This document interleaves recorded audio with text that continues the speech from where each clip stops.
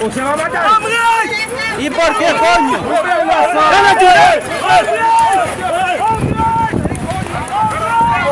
Você vai matar ele.